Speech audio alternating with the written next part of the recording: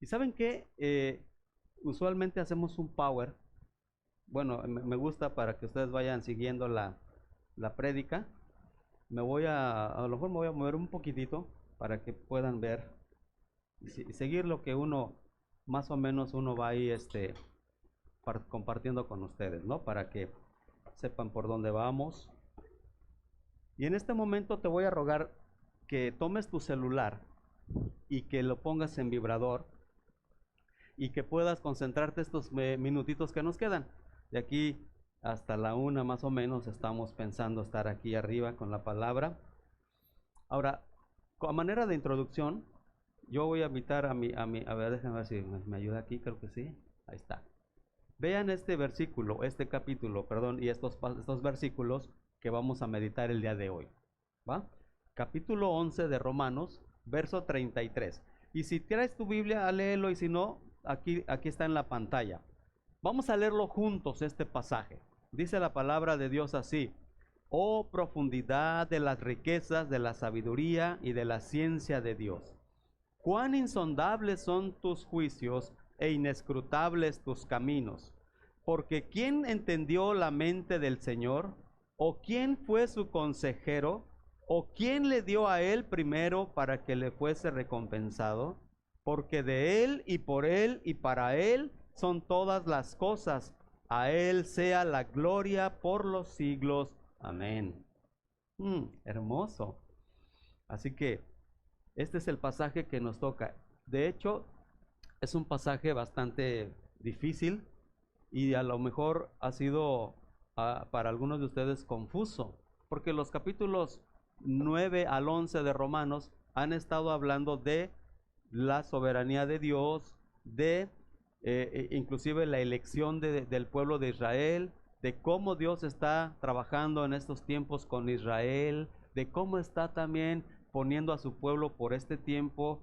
En parte los puso a un ladito en espera, mientras todos estos 2000 años trabaja y trabaja con su iglesia, con los gentiles. Y todo eso lo hemos visto en estos capítulos. El apóstol Pablo ha estado trabajando la carta. La carta del apóstol Pablo a los romanos está llena de teología, hermanos. La teología no es otra cosa más que el concepto y el estudio de Dios. Eso significa teología. Logos significa estudio, tratado. Teo en griego significa Dios. Entonces, lo que se te viene a tu mente cuando oyes la palabra Dios, ¿qué significa para ti Dios, Manuel? En una palabra, defínanlo. Hay dos Manueles, ¿verdad? Qué bien, qué bendición. Manuel Heredia. Fíjate, lo que viene a tu mente cuando oyes Dios, ¿qué es? La luz. Manuel Chico. Amor. Norairis. Soberanía. Pedro. Creador. Sonali. Misericordia. Rafa. Vida. Lo primero que se te viene a tu mente, eso es teología. Muy brevemente, porque entonces la carta a Romanos está llena de teología, hermanos. Y Dios, a través del apóstol Pablo, en los primeros capítulos, del 1 al 3, por ejemplo, ¿se acuerdan cuál fue el tema del capítulo 1 al 3? Básicamente, la carta habla de la ¿qué? La caída del hombre, o la culpabilidad, o algunos le llaman un poquito más fuerte, la depravación total del hombre, del 1 al 3. Luego, del 3 al 5, ¿de qué habla? De la justificación. O sea, ¿cómo podemos ser justificados o perdonados o salvados de esa depravación? Luego, del 6 al 8, ¿de qué habla? De la santificación, de cómo los creyentes ya fuiste justificado, ya tienes a Cristo, ahora cómo vas a vivir tu vida el resto, en una vida de santificación, es decir, en un proceso. Es un proceso largo hasta que nosotros seamos llamados, no vamos a terminar de ser santificados. Pero luego del capítulo 9 al 11, haz de cuenta como que dejó esos temas a un ladito Pablo, y entonces entró, del 9 al 11, entró a un estudio específico del pueblo de Israel. Y en ese pueblo de Israel, pues él habla de muchas cosas. Ya lo hemos visto verso a verso.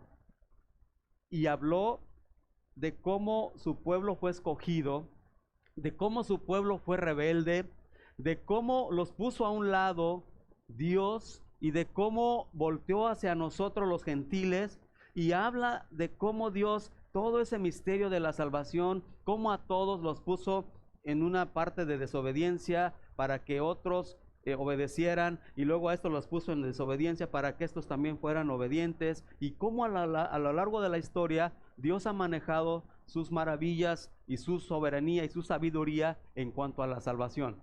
Es decir, Israel fue incrédulo y por su incredulidad Dios volteó a nosotros. Y ahora nosotros estamos en tiempo de la gracia. Los gentiles están teniendo la oportunidad. Un gentil es aquel que no es judío. Pero también dice que los gentiles no debemos de ser soberbios ni orgullosos, sino estar tranquilos, porque ellos por la elección y por los padres y por la elección de sus patriarcas son amados. O sea, pocas palabras, Dios no ha rechazado totalmente a Israel. Y a través de la historia han sido la nación más perseguida. Hombres como Hitler y otros han querido exterminar a los judíos y nunca han podido ni van a poder, porque es el pueblo de Dios. Bendito sea Dios y bendito sea el Señor, porque esta nación, Estados Unidos, a lo largo de sus años, siempre ha apoyado, ha protegido, ha ayudado a los judíos. ¿Y sabes por qué Estados Unidos está en una opulencia a través de los años? Porque ellos aman a los judíos. Probablemente no estés de acuerdo con Trump. Probablemente tú critiques a Donald Trump por tantas cosas que hace malas. Pero algo bueno que está haciendo el hombre es que él regresó por lo menos, fíjate, antes la capital de Israel era Tel Aviv. Hoy él dijo, no señores, la capital de Israel es Jerusalén. ¿Y eso? Delante de Dios. Porque Dios le dijo a Abraham, bendeciré a los que te bendigan y maldeciré a los que te maldigan. Y en ti, Abraham, en ti, que tú eres el padre de todos los judíos, tú eres el donde inicia la nación judía, tú, Abraham, en ti serán benditas, ¿cuántas? Todas las familias de la tierra. Entonces, todo eso ha sido maravilloso, hermanos. Y nota, aquí Pablo ha estado hablando del plan de salvación a lo largo de la carta. Toda la carta está llena de fuerte teología. La buena teología siempre te va a llevar a una doxología. Me encantó lo que el pastor Luis dijo hace rato. Salmo 72, acabo de pasar por allí y yo me acuerdo tanto de esos versículos que mencionaba él. Bendito Jehová, el Dios de Israel. Bendito Jehová, el Dios de Israel, que solo hace maravillas, que solo hace maravillas. Bendito su nombre. ¿Te acuerdas? Y su pueblo, de ahora, amén, amén, amén, sí, amén. Bendito Jehová, el Dios de Israel. Esa es una doxología, es un canto. Y ahora Pablo termina toda esta carta y vean cómo termina. Esta es otra doxología. Dice que ha estado hablando de teología. Toda la carta llena de teología. Y la buena teología siempre te va a llevar a terminar, ¿qué? Alabando, exaltando, adorando a Dios. Si se habla de la soberanía, se habla de la soberanía, si lo regresas tantito, Rafita, ahí dice que se habla de la soberanía, de la depravación en la carta, de la redención, la gracia, la justificación, la santificación, la elección, y al final no le queda más al apóstol Pablo que estallar y prorrumpir en una doxología de alabanza. Todos esos temas gloriosos que ya estudiamos, hermanos, al final Pablo dice, oh profundidad, nota, ahora sí regresa al pasaje que vamos a estudiar hoy, Oh profundidad de las riquezas y de la sabiduría de Dios. Cuán insondables son tus juicios o sus juicios e inescrutables sus caminos. Y él termina diciendo, oh profundidad de las riquezas. La palabra profunda, hermanos, la palabra profundidad significa en este caso algo que no tiene fin, infinidad, algo que dice ahí, oh profundidad, y eso significa vastedad, algo grandioso, profundo, hermanos. Esta palabra alude a algo infinito, algo que es abismal, algo que es inagotable y que no lo puedes llegar a ver todo, hermanos.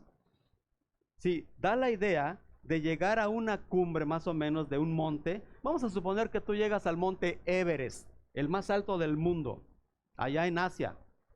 Allá están las montañas más grandes del mundo y la montaña Everest es el más alto del mundo. Entonces desde allí, desde el Everest en sus 8.848 metros en la frontera entre China y Nepal, ahí está esa montaña.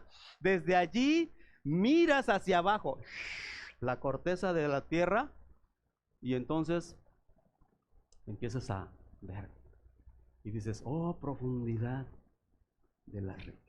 Pero nota, algo más, vamos a algo más. Imagínate esto, el océano más profundo del mundo es el Pacífico. El océano más profundo del Pacífico, del mundo es el Pacífico. ¿Cuánto mide la profundidad? Hay una fosa, se les dice fosas, en donde están las más profundas, y la fosa más profunda se llama la fosa de las Marianas. Mide hacia abajo, al nivel del mar, hacia abajo, una profundidad de 11.200 metros. 11.200 metros la profundidad, allá cerca de las Filipinas, cerca de Guam, ahí está esa fosa o esa fosa. Ahora, si tomamos al Everest, si tomamos a la montaña Everest y la traemos y la metemos al Océano Pacífico en esa fosa, lo cubre, o sea, se tapa. 8.800 metros y todavía el océano ni la punta se va a ver. Para que tengas una idea, qué profundidad. Pocas veces se ha ido, los buzos han entrado a la profundidad de ese océano. Pocas veces. Aún más. Un avión vuela a 10.000 metros de altura, que son como 32.000 pies por ahí, 30 y tantos mil. Un avión, cuando tú vas volando, todo ese aire que hay del avión hacia la tierra, si lo agarramos ese espacio, ese aire, y lo metemos al mar, se tapa. Para que veas la profundidad de ese océano. Y yo cuando estaba pensando decía, no puede ser. Oh, profundidad, dice Pablo. Y eso, que estamos hablando de cosas físicas, es como una gota en el océano de la profundidad de Dios, hermanos. O sea, Dios es infinito. Y por eso Pablo termina diciendo, oh profundidad. Hay tres cosas ahí que queremos ver. Número uno, hay tres cosas que queremos ver, o tres profundidades de las que Dios habla su palabra para alabarlo. Asombro por las riquezas de Dios. Nota el pasaje, capítulo 11, verso 33. Oh profundidad, dice, ¿de qué? Número uno, de las riquezas. Asombro por las riquezas de Dios. La riqueza de Dios es incomparable. Hermanos, Dios es rico. Nada más es dueño de todo. Estaba viendo al hombre, a los hombres más ricos de la tierra. Por ejemplo, quizás uno de los hombres más ricos sea ¿quién?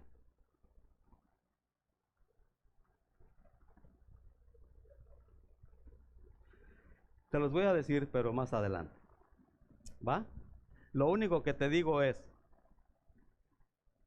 estamos hablando de una hipérbole. La palabra asombro, la palabra profundo o la palabra riquezas habla de asombro, de algo exageradamente grande. Así que, hermanos, las palabras en este caso, inclusive cualquier idioma, las palabras que nosotros formamos en el español no alcanzan a expresar la grandeza de Dios. Es impresionante. Podemos decir, es inmenso, es infinito. Y alguien decía, es infinito y más allá, ¿no? Porque no alcanzamos a expresar la grandeza ni la riqueza de Dios.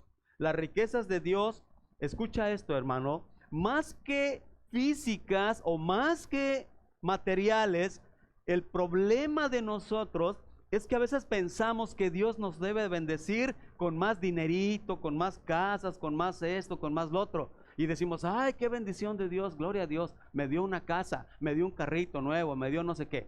Y nos conformamos con las cosas materiales. Y Dios es dueño del mundo. El otro día estábamos en la clase, en la célula, y estábamos hablando, me acordé de que la clase dice que Dios es dueño de todo. Y entonces comenzamos a hablar del dinero y de las posesiones. Y dice ahí, recuerden, queridos, que nosotros solamente somos administradores. Y dice una hermanita, no, pastor, no. Dios me dio a mis hijos. Yo tengo mi dinero y yo tengo mi casita y es mía. Entonces yo le dije, vamos a ver qué dice la palabra de Dios. Cuando Dios dice que Él es dueño de todo, ¿tú crees, hermanita, que Dios necesita tus $5? ¿O tus 20? ¿O tus 100? ¿Dios necesitará eso cuando Él es dueño de todo? No. Recuerda, nosotros somos solamente mayordomos. Solamente. Cuando tú no nacías todavía, lo que tú hoy tienes le pertenecía a alguien más. Cuando tú te mueras, no sé tú, pero yo no me voy a llevar nada. No sé tú, pero dice la palabra que nada trajiste a este mundo y nada te vas a llevar. Nada. ¿Por qué entonces nos aferramos tanto al materialismo y a hacer más y a hacer más y a querer más? Porque la avaricia, el diosecito que compite con este Dios que estamos hablando, es el diosecito que se llama Mamón. Ese diosecito Mamón a todos los tiene o no tiene. Perdón.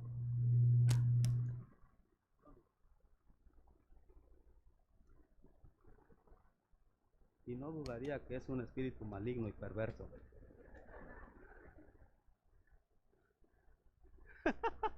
Hablando de los ángeles hace rato, estuvo tremenda la clase. Perdón, corten ahí. Entonces la cosa es, ese diosecito chiquito, hermanos, se llama Mamón. ¿Y sabes cómo se llama? Lo traducimos hoy, dinero. Entonces, muchos vivimos la vida alrededor del dinero. Por eso la Biblia, el tema que más habla en todas sus páginas es el dinero. Más que de otra cosa, habla Dios más del dinero.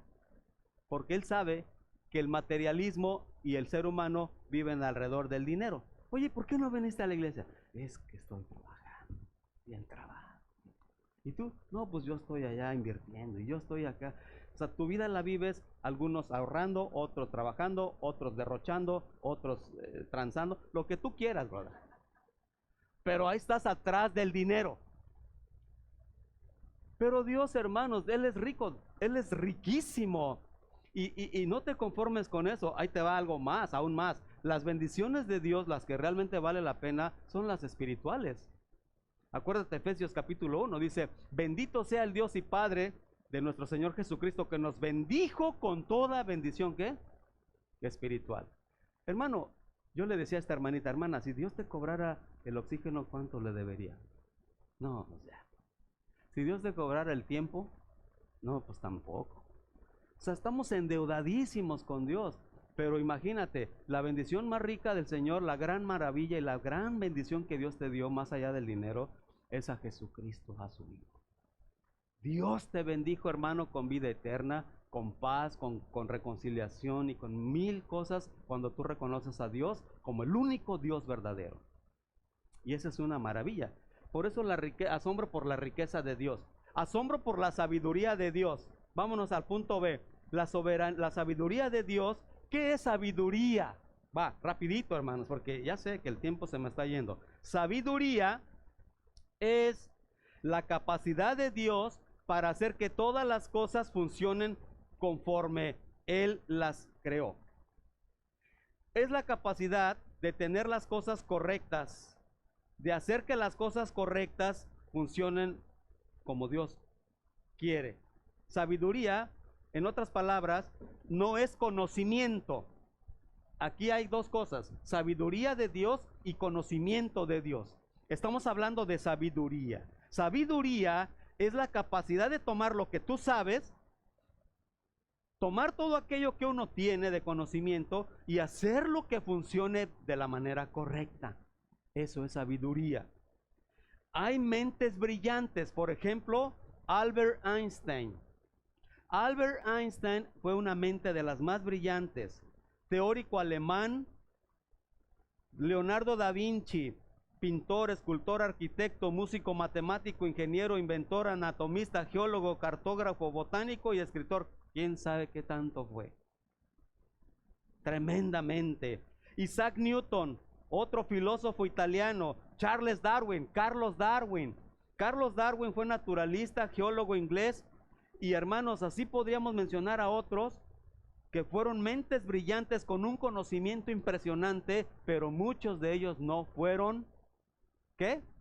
Sabios. Un ejemplo práctico. Yo sé que el cigarro es malo. Yo conozco y tengo el conocimiento de que el cigarro, la droga, el alcohol es mala para mi salud. Pero sigo fumando, sigo tomando, sigo emborrachándome. Ya conozco los resultados y consecuencias de eso, pero a lo mejor soy muy inteligente y conozco todo, pero no soy sabio porque sigo, ¿qué? Entonces hay una gran diferencia entre sabiduría y conocimiento. Hay jovencitas y jóvenes aquí, adultos, que conocen y tienen una mente casi de copiadora.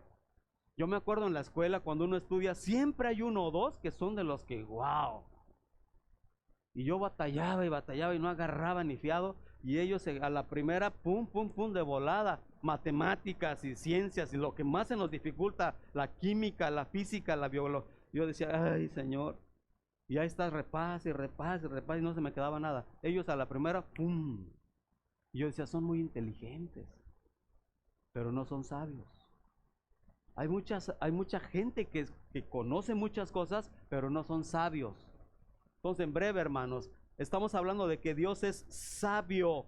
Estos hombres o muchachos fueron muy inteligentes, pero no sabios. Conocimiento sin sabiduría muchas veces te conduce a la soberbia. Hay gente como Carlos Darwin que lo condujo a ser tan soberbio que Carlos Darwin hasta hoy en día ha influenciado a millones de personas cuando él dijo que tú y yo, o que el hombre en general, descendemos del mono. Cuando nosotros creemos que Dios en su sabiduría, Él creó al hombre a su imagen y semejanza. Yo no sé si hay algunos aquí que crean que viene del mono. Y viéndonos bien, quién sabe, ¿no? Ya dudo. Ya les he dicho el otro día que iba yo para allá en California, hay un lugar que se llama Indio, ¿verdad? Indio, California. Me paro como tantas millas antes, le digo, oye, ¿cómo cuánto me falta para Indio? Me dice, pues como te ves ya no te falta mucho, compadre. Y algunos le han creído a Carlos Darwin. Algunos le han dicho, sí, yo soy del... Y por ahí anda un eslabón perdido y que no sé qué, que fue que vino y que en millones y millones y billones de años todo nació de la nada, una explosión, y hoy en inglés le dicen el Big Bang. Se juntaron las mezclas, los fluidos y los líquidos y ¡fum! Y salió el mundo. Digo yo, para creer esas tonterías se necesita más fe, hermano, de verdad. Se necesita más fe para creerle a esa teoría de la evolución que creerle a Dios en sus 5 o 6 días de creación. Yo soy más creacionista que evolucionista. No sé tú, pero Dios en su sabiduría. Ahora, ¿que tiene conocimiento Dios, hermanos? Dice ahí, asombro por el conocimiento de Dios. Dios sabe todo, presente, pasado y futuro. Sabe sin estudiar. Dios no aprende más. Él no puede aprender más. Él lo sabe todo. Nada se le olvida, nada se le escapa, nunca falla. Conoce todo detalle del universo. Él conoce lo más grandioso del universo, las galaxias y las estrellas y todo ese mundo. Él conoce hasta los más pequeños átomos. La partícula más pequeña de tu cuerpo es la molécula, hermano. Él conoce todo de ti y Él conoce todo allá del universo. Él es impresionante. Conoce las estrellas. Él conoce todo, sabe todo. A lo mejor ni tú te conoces, bueno, no a lo mejor. Él te conoce mejor que ni tú a ti mismo. Así que Él es omnisciente, Él es omnipotente, Él es omnipresente, Él es eterno, perfecto, santo, creador, sustentador, inmortal, infinito, inmutable, incomparable, inescrutable, insondable, imparcial. Él es único, justo, soberano, invisible, verdadero, incorruptible. Y la lista no termina. Ese es nuestro Dios. Dígalo más fuerte, hermano. Eso es lo que Pablo dice. Oh, profundidad de las riquezas y de la ciencia y de la sabiduría y de los juicios de Dios. Cuán insondables son sus caminos e inescrutables sus preceptos. Porque de Él y por Él y para Él son todas las cosas. A Él sea la gloria por los siglos de los siglos. Y su pueblo dice, amén. 3 preguntas. Vámonos a la tercera o a la segunda slide. Gracias, hermanos. 3 preguntas de Dios para exaltarlo. Pablo ahora le dice así, porque ¿quién entendió la mente del Señor? A ver, la respuesta, esta es una pregunta retórica, que ya tiene la respuesta. No hace falta que tú des tu respuesta para saber que realmente ahí está la solución o la respuesta correcta. Ahí la pregunta retórica ya tiene la respuesta. Si yo te pregunto, ¿quién entendió la mente del Señor? La respuesta automáticamente es nadie. Ningún ser humano. ¿Por qué? Porque Él es infinito. Yo soy finito. A veces en esta mente dañada, chiquitita, yo quiero meter a un Dios soberano infinito y lo quiero meter aquí y hacerlo a mi manera. Estaba viendo una hormiguita imagínate una hormiguita que se te para y te dice, ¿qué ole? ¿Qué? ¿Tú y yo? ¿Qué? Y tú estás, y tú la estás viendo y la hormiguita acá, ¿qué? Hermano, ya, cállate. O sea, en breve. Ayer estábamos en los jóvenes y andaba un insecto así en el piso y yo ya estaba predicando y estaba así como que, y me le acerco y le pongo el pie así y todos, ¡no! ¿No? Y ya le iba a dar el pisotón y mejor me rajé, como dicen aquellos.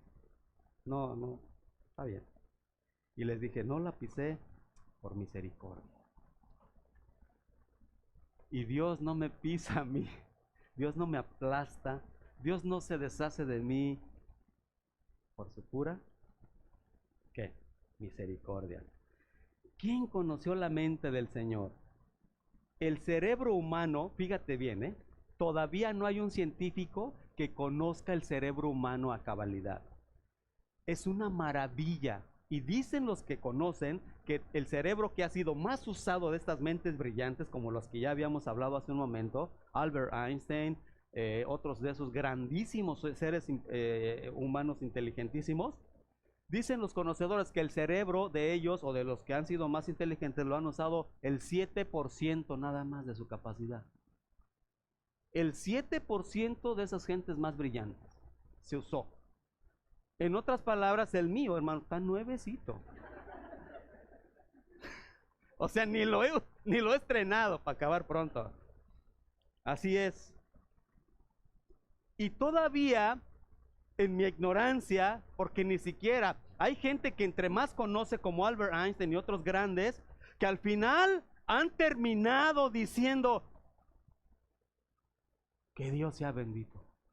Y reconocen a un ser supremo. Y reconocen que son rebasados, pero por mucho en sus conocimientos, por Dios el infinito. Y hay gente, los que fueron a la luna la primera vez, llegaron allá y decían, no puede ser. Dios, a ti te damos la gloria y la honra. Hermanos, cuando hoy estudias un poco de astrología y de astronomía, tú ves que no somos nada. El planeta Tierra no es nada en comparación con las galaxias, con el tamaño de las estrellas. Y Dios conoce a todas las estrellas y Dios les puso nombre, y a una le puso así, a otra le puso así, y las conoce a detalle. El cerebro humano es una maravilla. El cerebro humano, hermanos, algunos científicos al final han podido decir cuán grande es Dios, porque no entienden en esta cosita que tengo acá, que de verdad, híjole, no sé cómo está ahí, pero ahí está, y no hay científico que ya lo conozca a cabalidad. Y aún así, con todo y que el cerebro humano es una maravilla, imagínate el cerebro de Dios. Dios es asombroso. Por eso te digo, hermano, estas palabras que yo te estoy diciendo no alcanzan, no expresan la grandeza, la sabiduría y el conocimiento de Dios. ¿Quién entendió la mente del Señor? Por eso a veces hay cosas que suceden y que tú no entiendes. ¿Cuántos de nosotros muchas veces no entendemos el obrar de Dios, el caminar de Dios? Por eso Isaías 55 dice, porque así como los cielos son más altos, así mis pensamientos son más altos que los tuyos, y mis caminos mucho más altos que los tuyos. Por eso no te desesperes si algo no entiendes, hermano. No pasa nada, Dios está en control. Dios sabe, como el niño que luego no le das un juguete, que no le das la comida que él pide, que no le das lo que él pide, porque tú como padre dices, mijito, eso no te conviene, pero tranquilo, yo te guardo, yo te protejo, yo te sostengo. Yo sé lo que sí te conviene. Hermanos, ¿quién conoció la mente del Señor? Nadie. La segunda, ¿quién fue su consejero? Todos conocemos a personas y consideramos a gente, excelentes consejeros, predicadores, maestros, personas dotadas, sumamente dotadas, pero no siempre han sido sabios. Ojo con esto. En algún punto no conocían esas gentes que fueron dotadas, tampoco conocían nada. Ellos aprendieron de otros y esos otros aprendieron de otros, y podríamos hacer una lista impresionante de gente. Pero Dios nunca necesitó un consejero o un maestro de quien pudiera aprender. Dios no necesita a alguien que le diga lo que tiene que hacer. Por eso es Dios soberano. Nunca aprendió nada de nadie. Dios no puede aprender más. Él lo sabe todo. A Dios nada lo toma por sorpresa. Dios sabe todo. Realmente esto, hermanos, esto que estamos hablando hasta hoy, hasta este momento, esto ya es demasiado para mi mente. Ya me rebasó. Ya. Y la tercera pregunta, ¿o quién le dio a él? ¿Quién le dio a Dios primero para que Dios te lo tenga que pagar? O sea, ¿tú le prestaste a Dios algo para que hoy Dios esté endeudado contigo y te lo tenga que regresar? Esa es la idea. ¿Quién le ha dado alguna vez a Dios tanto que Dios esté endeudado contigo y diga, ay, sí, se lo tengo que regresar a Marcelo lo que me prestó, porque, Marcelo. ¿Alguien le ha dado algo así? O quien sea, hermanos. Perdón, Marcelo, este es un ejemplo, ¿no? En otras palabras, ¿quién ha puesto a Dios en deuda con él? ¿Quién tiene la audacia de decir, Dios está endeudado conmigo? ¿Quién tiene el valor de decirle a Dios, tú me debes? Y mucha gente, hermanos, cuando pasan situaciones en sus vidas, reniegan y insultan y a veces hasta maldicen, y como la esposa de Job, cuando Job estaba muy enfermo, ¿se acuerdan? Y que el diablo le quitó todo y la esposa por ahí le dijo, mira cómo te tiene, mira tu Dios y quién sabe qué, ya, ¿por qué no lo maldices y te mueres? Caray, mira nomás qué ayuda. Qué bárbaro, con esa ayuda, ¿para qué quiero enemigas, no? Maldice a Dios y ya muérete, le dijo su esposita. No, hermanos.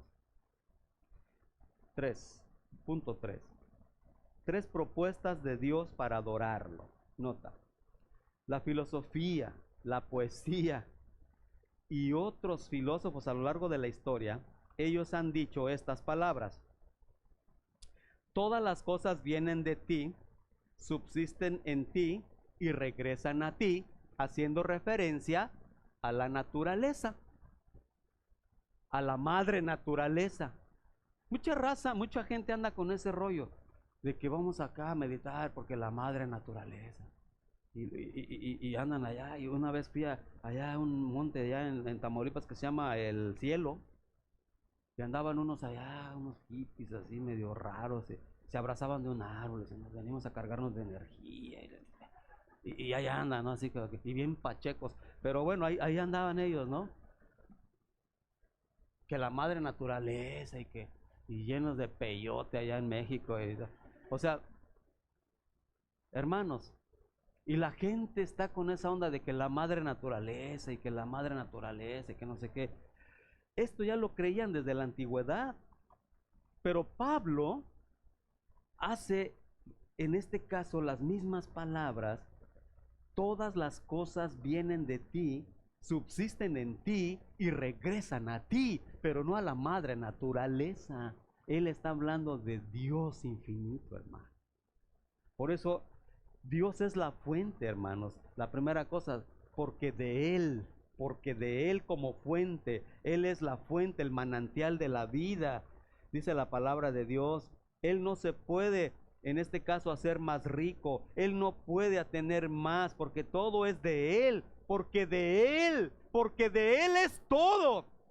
Yo le decía a esta hermanita, hermana, nosotros no trajimos nada a este mundo, no nos ha dado Dios. De hecho, quítate de tu cabecita que tú eres dueño de tu negocio, de tu empresa, de tus hijos, de tu familia. No eres, ni de tu vida eres dueño, caray.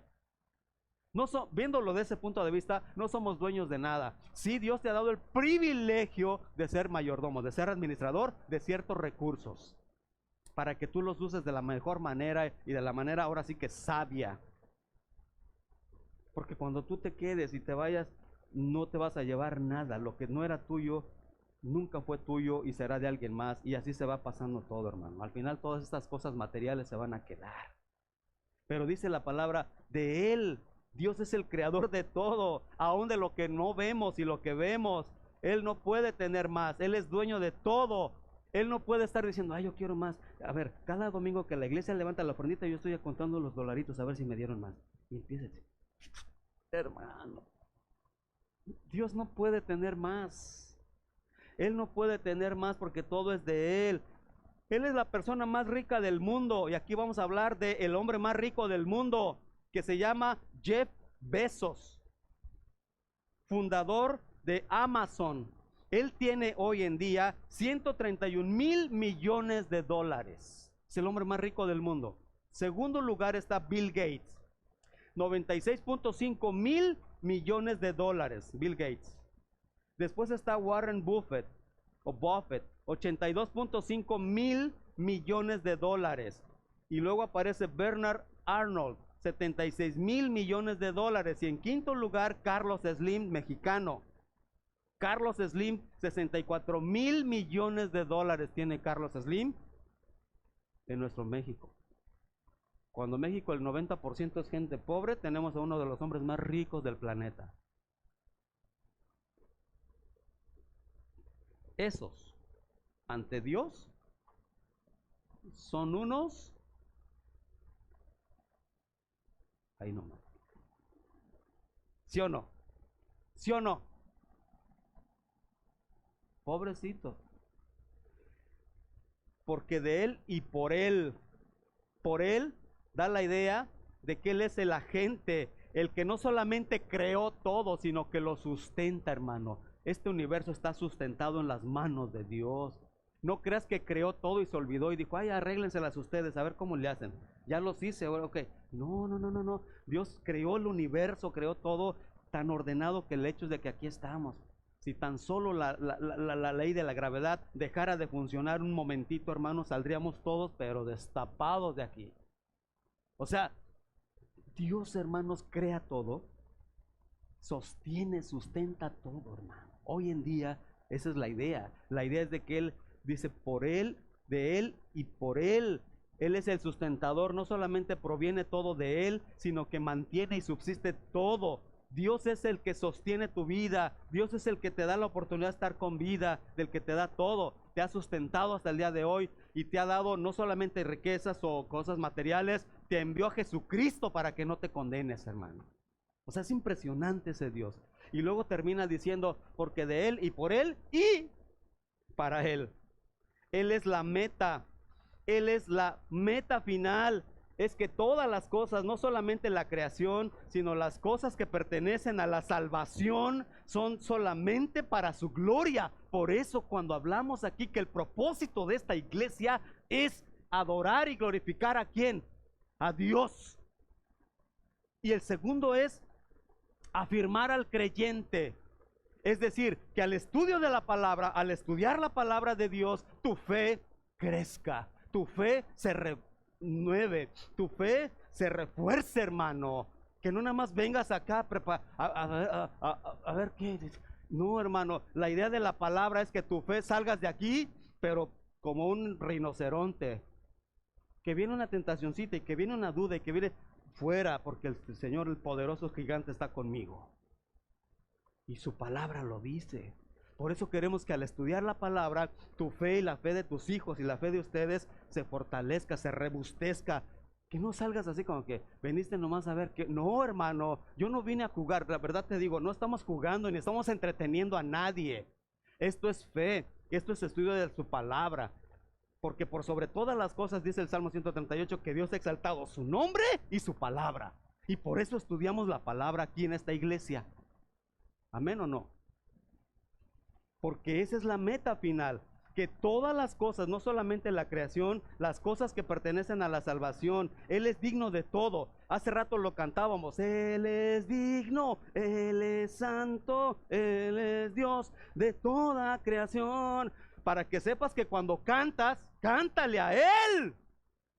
Cuando estamos cantando, no, hermana, hermano, cántale al Señor. Él es digno de la alabanza. Él es dueño de recibir toda la gloria. Digno, mejor dicho. Dios es la fuente de nuestra salvación y es por medio de su gracia que la salvación se ha hecho realidad en nosotros, y todo es de Él y por Él y para Él. Y la iglesia dice, amén. Ponte de pie, hermano. Es lógico, con todo esto, es lógico pensar que Pablo culmine estos 3 capítulos de 9, 10 y 11 de Romanos. Es lógico pensar que él termine con un himno, con una doxología. Por eso dice, a él sea la gloria por los siglos de los siglos, para siempre. Amén. Y tu pueblo dice, amén, hermanos. Dios no solo planificó nuestra salvación, la hizo realidad, y esa es la razón por la cual nosotros debemos dar siempre toda la gloria ¿a quién? A Dios. ¿Amén o no? Así es que vamos a terminar dándole la gloria a Dios con un himno, con un canto. Yo voy a invitar a nuestros amados hermanos que nos apoyen con esto. Y entonces, iglesia amada, amados hermanos, cantemos al Señor con júbilo, a la roca de nuestra salvación. Dice el Salmo 95, venid, adoremos, aclamemos alegremente a Jehová, cantemos con júbilo a la roca de nuestra salvación, porque Él es nuestro pastor, nosotros somos ovejas de su prado.